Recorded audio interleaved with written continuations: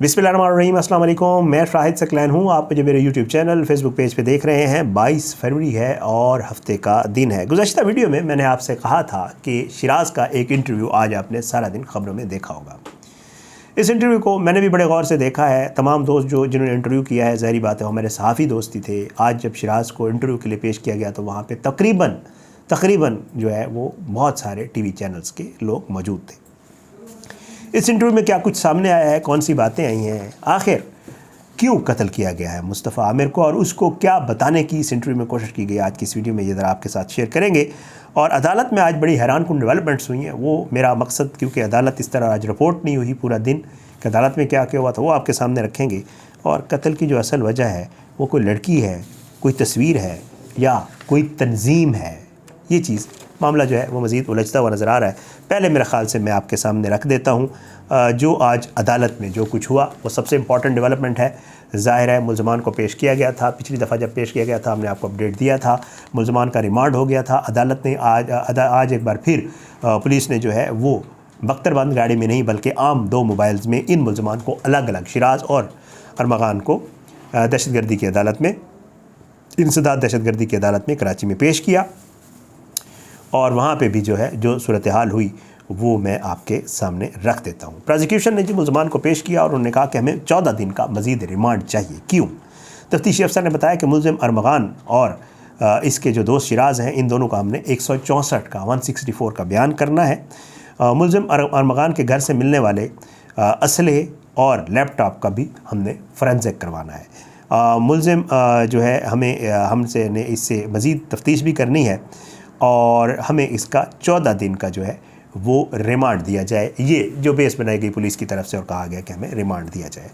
बहरहाल जी, आज जब अदालत में पेश किया गया तो मुल्ज़िम के वालिद आप देख चुके हैं, कई बार TV इंटरव्यूज़ पे और मुख्तलिफ़ जगहों पे आ चुके हैं। वो भी आज जो है वो वहाँ पे आए हुए थे और उन्होंने, जो सहाफ़ी दोस्त वहाँ मौजूद थे, वो ये बताते हैं कि बाकायदा तौर पर अदालत के बाहर खड़े होकर वाशगाफ़ आवाज़ में उस जज साहब के हक़ में जिसने रिमांड नहीं दिया था उनके हक़ में नारेबाजी की और बाकी हर किसी को बुरा भला कहा। सहाफ़ी भी बुरे हैं, TV वाले बुरे हैं, जज भी बुरे हैं, अदालत भी बुरी है, लेकिन जिसने रिमांड नहीं दिया था वो बहुत अच्छा था।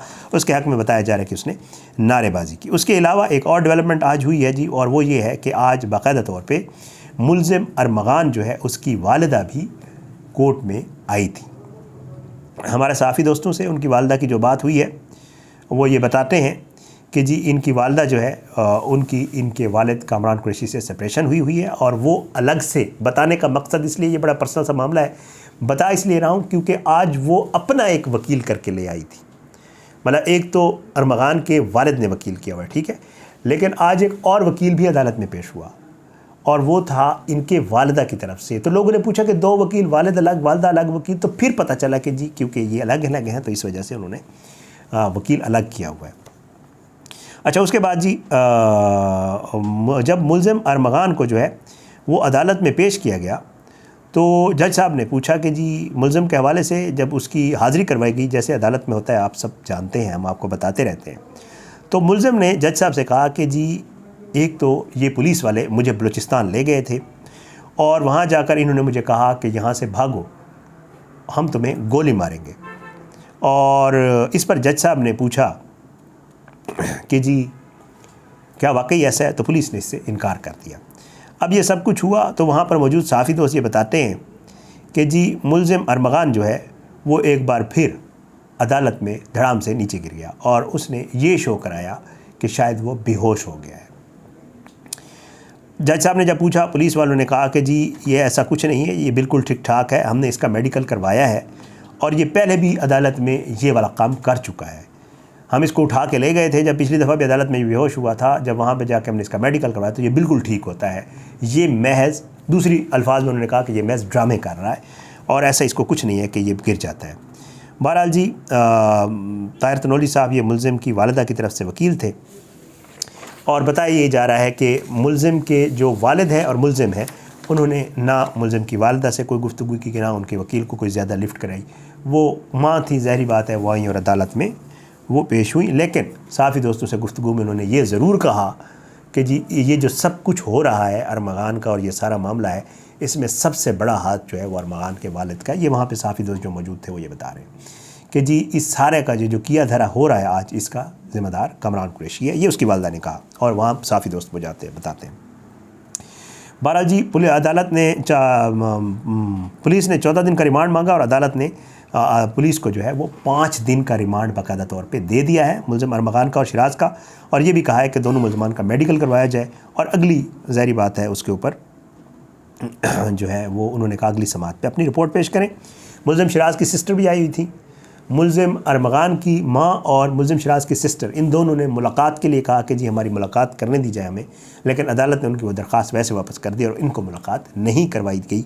ये सारा आज अदालत में हुआ, जो कि बहुत इंपॉर्टेंट है क्योंकि इस केस को हम एज सहाफ़ी अदालत से भी कवर कर रहे हैं। अब आता हूँ शिराज़ के इंटरव्यू की तरफ। शिराज़ का इंटरव्यू आज आपने सारा दिन देखा होगा, मैं रिपीट नहीं करता हूँ। उसमें बहुत सारी चीज़ें थी जो उसने बताई।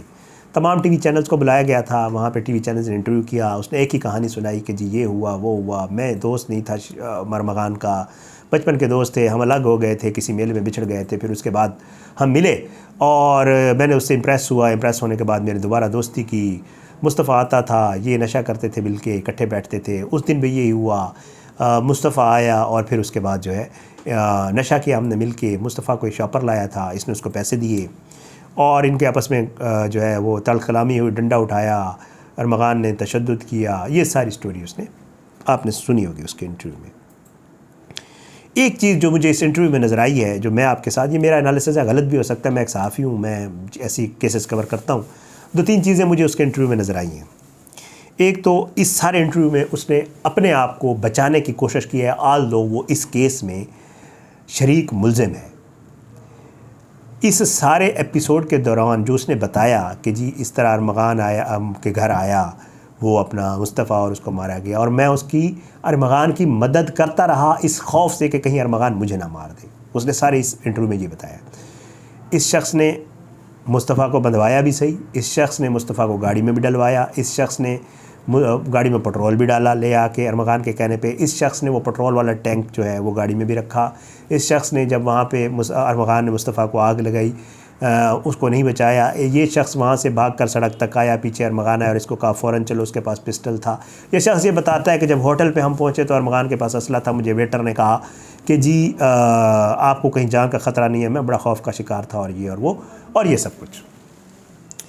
यहाँ पे मुझे इस चीज़ की समझ नहीं आई कि क्यों ये अपने आप को बचाने की कोशिश कर रहा है, इसका किरदार है। और ये जो है बाकायदा तौर पे जो पुलिस तफ्तीश में चीज़ सामने आई है, जो उसने अपने मुंह से बता दिया है कि मैं उस वक्त साथ था, तो अपने आप को एक तो मुझे जो लगा है वो बचाने की कोशिश करी। मेरा एनालिसिस है, गलत भी हो सकता है। दूसरा मामला, उसने एक और मामला जो है वो खोल के रखा है, वो मैं आपके सामने रख देता हूँ।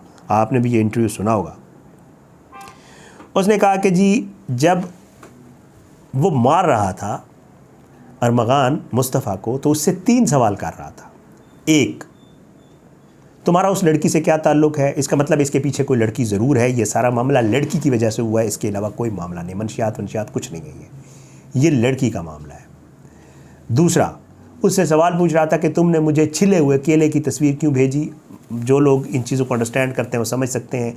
छिला हुआ केले की तस्वीर भेजने का मकसद जो होता है वो मैं इसको आपको बेहतर पता है। कोई किसी को जब भेजता है तो उसको कहता है ठीक है, फिर मतलब अब आगे अंडरस्टैंड आप कर जाए।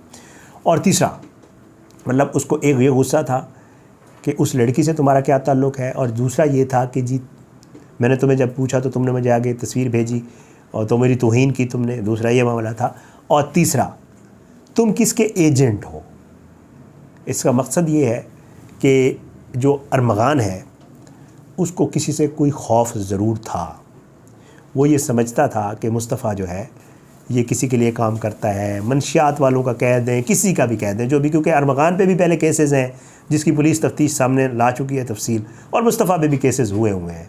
बहुत बड़ा नुकसान है। मैं बार बार कहता हूँ अल्लाह ताला किसी वालदैन को ये वक्त ना दिखाए जो मुस्तफ़ा के वालदैन के साथ पेश आया हुआ है। अल्लाह उनको सब्र जमील अता फरमाए।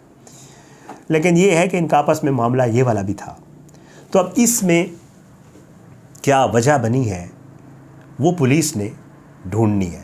शिराज़ के इंटरव्यू से जो मुझे समझ आया, अपने आप को बचाने की कोशिश कर रहा है, स्टोरी को वो थोड़ा सा टिल्ट देने की कोशिश भी मुझे इस इंटरव्यू में करता हुआ नज़र आया है। बाकी वो इंशाल्लाह जब केस ट्रायल होगा, इनसे जब वकला जो है इसके ऊपर इनसे क्रॉस क्वेश्चन करेंगे तो फिर मज़ीद चीज़ें भी खुल के सामने आएंगे और हम आपसे के साथ ज़रूर शेयर करेंगे। लेकिन इस इंटरव्यू को जो मैंने देखा है वो कुछ इस तरह से है।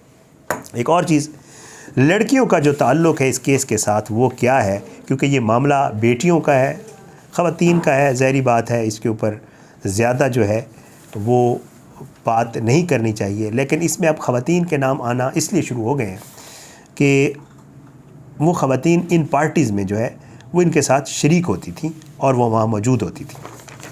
लेकिन जो पुलिस की अब तक की इन्वेस्टिगेशन है जो मुझे पता चली है वो मैं देख रहा हूँ कि उसमें सिर्फ ये सामने ज़रूर आया है कि इन ख़वातीन का, ये SSP AVCC अनिल हैदर साहब हैं, मैं उनकी गुफ्तगू सुन रहा था, वो ये बता रहे हैं कि जिन लड़कियों के नाम सामने आए हैं उनका कत्ल में कोई किरदार नहीं है। लड़कियां इस मामले से क्लियर हैं। केस में लड़कियों के मामले पर एहतियात से काम कर रहे हैं। उन्होंने बताया कि लड़कियों के कत्ल के मामले में बराह रास्त कोई ताल्लुक़ नहीं, अलबत्ता इनसे मुतल्लिक़ शवाहिद सामने आए तो तफ्तीश करेंगे। और वो कहते हैं कि लड़कियाँ क्योंकि मंशियात इस्तेमाल करती थीं, जाती थीं, पार्टीज़ में बैठती थीं, तो इस वजह से मुल्ज़मान ने नाम ले लिए उनके, तो उनसे पूछना तो बनता है, ज़ाहिरी बात है कि उनका ये सारे मामले को किस तरह देखती हैं, ये क्या जानती हैं, इसलिए लड़कियों के नाम आ रहे हैं। तो अल्लाह करे जी इस केस में जो भी मामला है वो खुल के सामने आए और चीज़ें जो है वो क्लियर हों, ताकि जितनी भी एक्स्ट्रा चीज़ें आती जाएंगी उतना मामला कंफ्यूज होता जाएगा।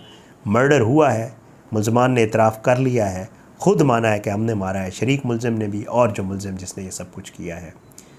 उसके बाद जो बाकी चीज़ बच जाती है वो प्रोसिक्यूशन का केस तैयार करना, अदालत में पेश करना और अदालत की तरफ से सज़ा देना है। बाकी आसपास की जितनी धूल उड़ा लें वो उड़ती ही रहेगी। इजाज़त, इंशाअल्लाह अगली वीडियो में मुलाकात होगी। अल्लाह सबको अपने ज़मान में रखे, सब पे अपना रहम करम करे। अपनी दुआओं में याद रखिएगा इस केस पे और मज़ीद जितनी भी बातें उनके हवाले से आपको अपडेट करते रहेंगे। पाकिस्तान ज़िंदाबाद। अल्लाह हाफ़िज़।